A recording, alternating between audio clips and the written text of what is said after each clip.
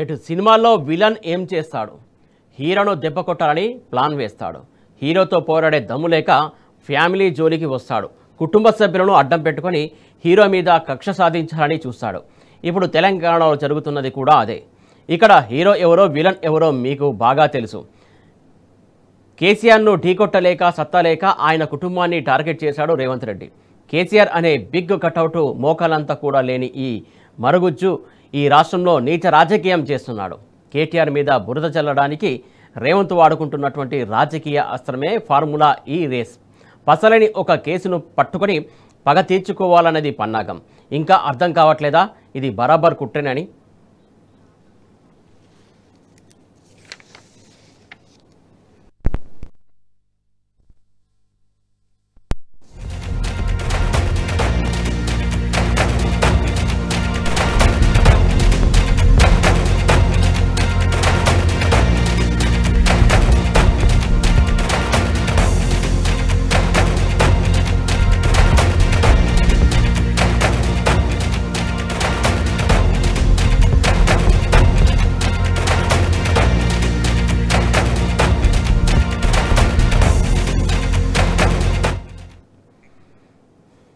రాష్ట్రంలో పిల్లాడిని అడిగినా చెప్తాడు ముమ్మాటికి ఇదొక లొట్టపీసు కేసు అని.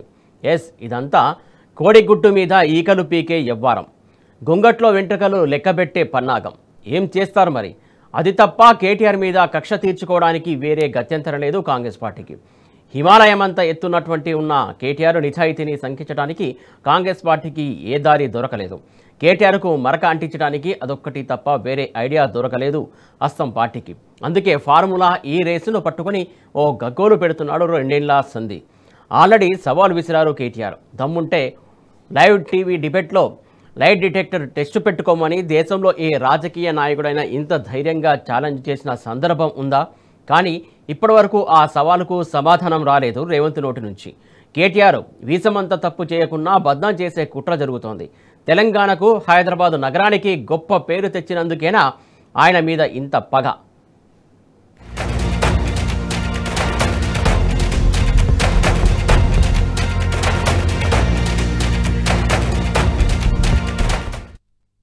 ఏమేస్తారో ఛార్జ్ షీట్లు, ప్రాసిక్యూషన్లు, జైళ్ళు వేసుకోండి. నేను లైవ్ టీవీల ముందు మళ్ళీ చెప్తున్నా, నాకు ఎంత దమ్ముంటే నేను చెప్పాలి. ఈ దేశంలో రాజకీయ నాయకుడు అని చెప్పినాడవే, నా మీద ఏమైనా కేసు పెడితే రారాబాయి చూసుకుందాం, పెట్టు లైట్ డిటెక్టర్ అన్నాడో 2 వరకు. నేను చెప్తున్నా రా, నేను తప్పు చేయలే, నిజాయితీగా నేను ఈ రాష్ట్రానికి ప్రతిష్ట తెచ్చే ప్రయత్నం చేసిన. పెడతావా పెట్టు కేసు, ఏమయ్యేది నీ లొట్టపీస్ కేసుతోని? ఈ లొట్టపీస్ కేసుతోని లొట్టపీస్ ముఖ్యమంత్రి గారితోని మాకేం ఫరక్ పడది. ఆయన ఏం చేసినా, ఎన్ని కథలు పడ్డా మేము ఇట్లనే పిల్లల తరపున కొట్లాడతాం, రైతుల తరపున కొట్లాడతాం, నువ్వు ఇచ్చిన హామీల కోసం, మహిళల కోసం కొట్లాడతాం. మేము మాత్రం కాంగ్రెస్ ప్రభుత్వాన్ని వదిలిపెట్టం కాక వదిలిపెట్టాం. 6 గ్యారంటీలు అమలయ్యేదాకా, నీ 420 హామీలు నెరవేర్చేదాకా నిలదూస్తూనే ఉంటాం, నిజాన్ని బయటికి లాగుతూనే ఉంటాం. కాంగ్రెస్ సర్కారు వచ్చాక ఈ రాష్ట్రంలో ఇటు ఇటుక అటు ఇటు కదిలిందా? ఒక మోరి కట్టారా? ఒక ప్రాజెక్టు నిర్మించారా? కానీ ఈ పాలకులకు గత ప్రభుత్వం కట్టించినటువంటి వాటికే రిబ్బన్ కటింగ్లు చేయడం తప్పించి ఈ ముఖ్యమంత్రి ఊడబొడిచిందేముంది? గత ప్రభుత్వం మీద నిందలేయడానికి గోతులు తవ్వడం తప్ప సీఎం రేవంత్ ఉద్ధరించింది ఏంటట? పండుటాకులకు ఇచ్చినటువంటి హామీలు ఏమాయే? నిరుద్యోగులకు ఇచ్చిన మాట ఎటుపాయే? రైతులకు ఇచ్చిన హామీలు ఎక్కడ? ఆడబిడ్డలకు చేసినటువంటి వాగ్దానాలు ఏమయ్యాయి? వీటికి సమాధానం లేదు. కానీ కక్ష రాజకీయాలు చెయ్యమంటే రెడ్డి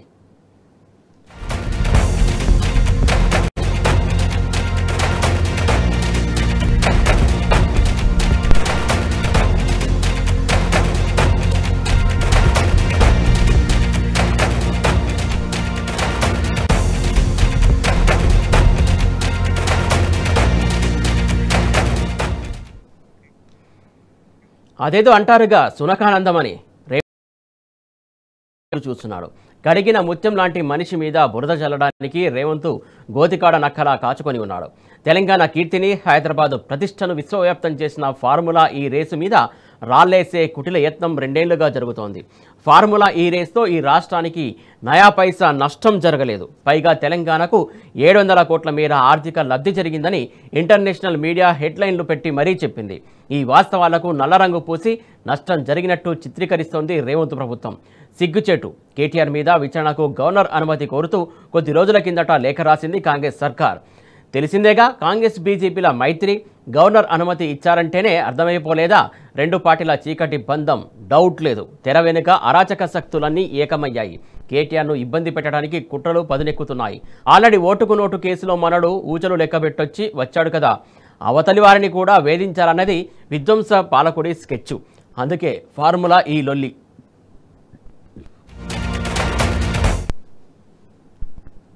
ప్రాసిక్యూషన్ అన్న పేరుతో రాజకీయంగా బలీనం చేసే ప్రయత్నంలో కుట్ర పడుతుందో దాన్ని బీఆర్ఎస్ పార్టీ తరఫున, బీఆర్ఎస్ పార్లమెంటరీ పార్టీ తరఫున మేము సీరియస్గా స్ట్రాంగ్గా ఖండిస్తున్నాం. మీకు తెలుసు, ఫార్ములా ఈ రేస్ అనే అంశంపై బీఆర్ఎస్ ప్రభుత్వం తీసుకున్న ఒక మంచి నిర్ణయాన్ని దాన్ని తప్పుడు మార్గంలో చేశారనే విధంగా చూపించే ప్రయత్న భాగంగా ఈరోజు ఈ కుట్ర కొనసాగుతుంది. దేశవ్యాప్తంగా యూత్ ఐకాన్ ఎవరంటే ఓ 4 పేర్లు చెప్తే దేశంలో ఆ 4 పేర్లలో కేటీఆర్ గారు ఒక్కరు నిలుస్తారు. దానికి రాష్ట్ర ప్రజలు అందరం గర్వపడాలి. ఆ రోజున్న ప్రభుత్వాల్లో ఏదన్నా లోపాలని ఏదన్నా మీరు అనుమానిస్తే దానికి ఎంక్వైరీ చేయడానికి మీకు అవకాశాలు ఉన్నాయి, దాన్ని ఉపయోగించండి. కానీ కేవలం కక్షతో ఒక ఎదుగుతున్న నాయకత్వాన్ని దెబ్బతీయాలని, లేకుంటే దేశంలో ప్రాంతీయ పార్టీలు బలంగా ముందుకొస్తున్నాయి, ఎదుగుతున్న ప్రాంతీయ పార్టీలను ఆ రాష్ట్రాల ఏదైతే హోప్ రిఫ్లెక్ట్ చేసే ప్రాంతీయ పార్టీలు ఉన్నాయో వాళ్ళని తగ్గించడానికి మరి ఇటు కాంగ్రెస్ అటు బీజేపీ కుట్రబడుతుందనే అనుమానం ఈరోజు రాష్ట్ర ప్రజల్లో చాలా బలంగా కనిపిస్తుంది. స్టోరీ స్క్రీన్ ప్లే అంతా పాతదే, కానీ మరొక్కసారి కొత్తగా ఏంటంటే చోటాబాయి గారు అడుగుతారు, బడేబాయి గారు ఇస్తారు.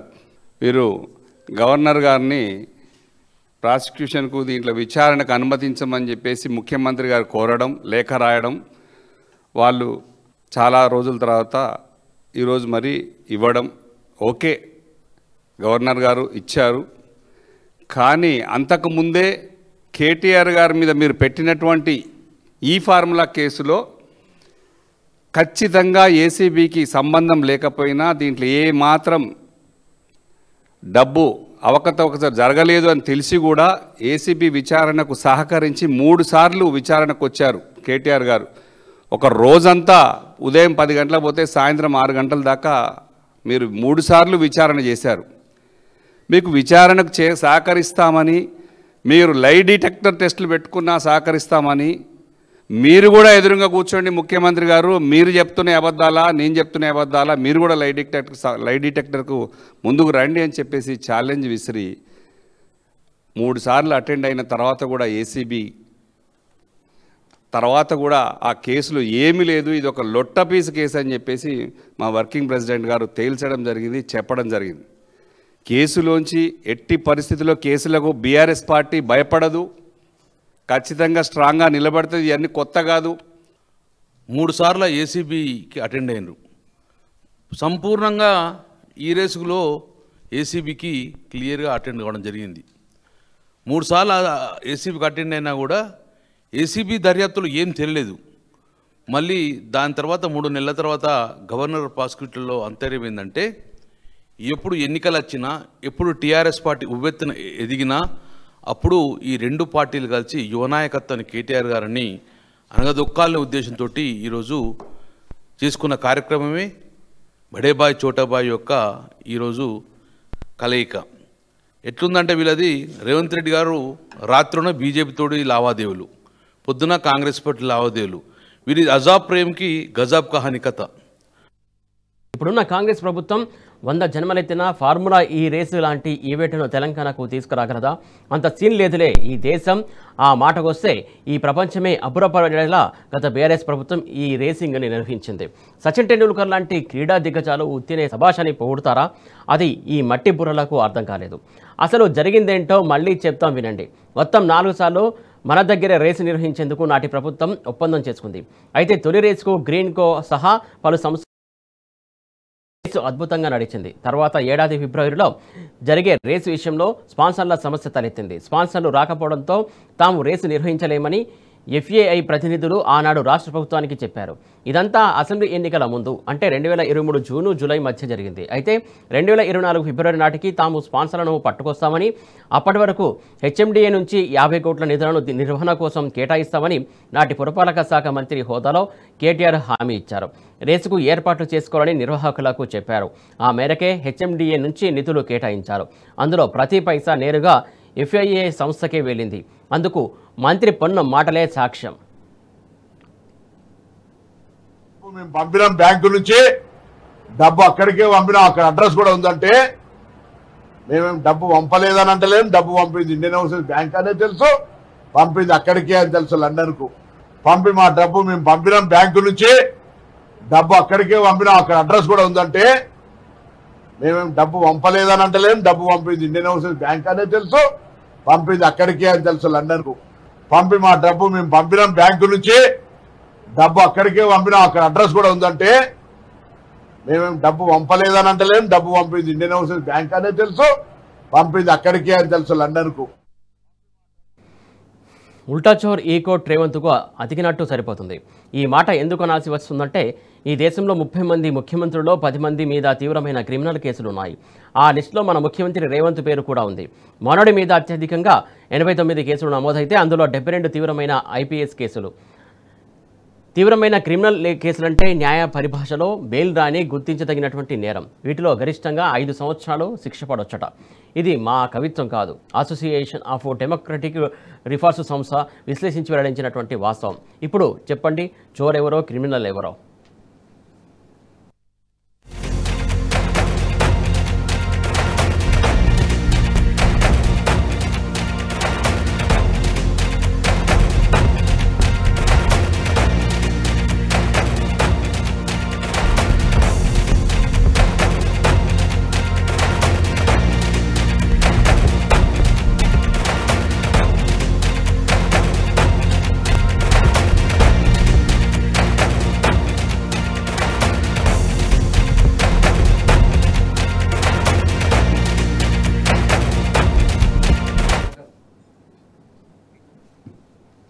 మనం అంటించుకున్న బురద పక్కోడికి కూడా పూద్దామనేది psycho mind set.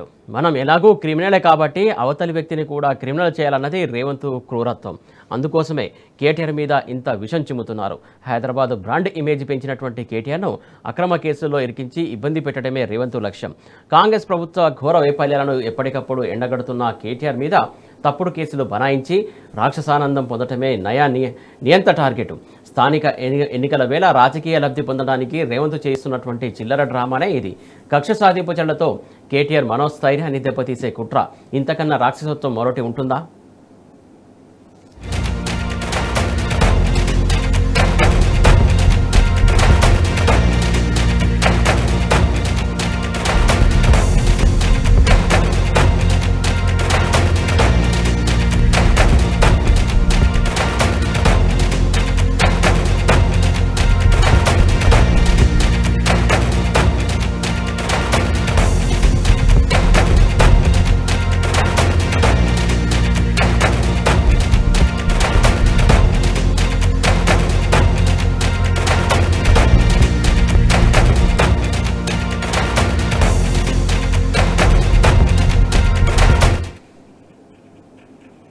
BRS working president కేటీఆర్పై Congress సర్కారు రాజకీయ కక్ష సాధింపు చర్యలను మాజీ మంత్రి హరీష్ రావు తీవ్రంగా ఖండించారు.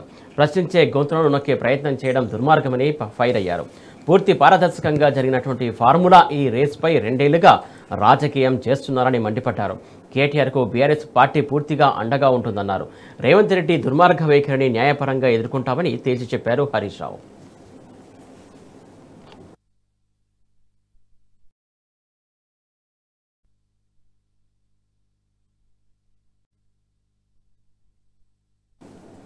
రెండేళ్ల పాలన కాదిది, 2 ఏళ్ల పీడన. కాంగ్రెస్ రాజ్యంలో ప్రజా సమస్యలను పట్టించుకునే నాథుడు లేడు. జనం ఏమైపోయినా రేవంత్కు ఫికర్ లేదు. అన్ని వర్గాలు రోధిస్తున్నా బుల్డోజర్ పాలకుడికి ఫరక్ పడదు. ఒక్కటే టార్గెట్, కేసీఆర్ మీద విషం చిమ్మాలి. కేసీఆర్ కుటుంబం మీద కక్ష సాధించాలి. దానికోసం ఎంతకైనా సరే దిగజారాలి. అడ్డగోలు భాష మాట్లాడాలి. అడ్డమైన వేషాలన్నీ వేయాలి. పాలు తాగే పిల్లిని అందరూ చూశారు. దానికే ఆ విషయం తెలియదు. రేవంత్ రెడ్డి స్టోరీ కూడా అంతే. టైం వచ్చినప్పుడు అవుట్ ఆఫ్ సిలబస్ అయిపోతాడు.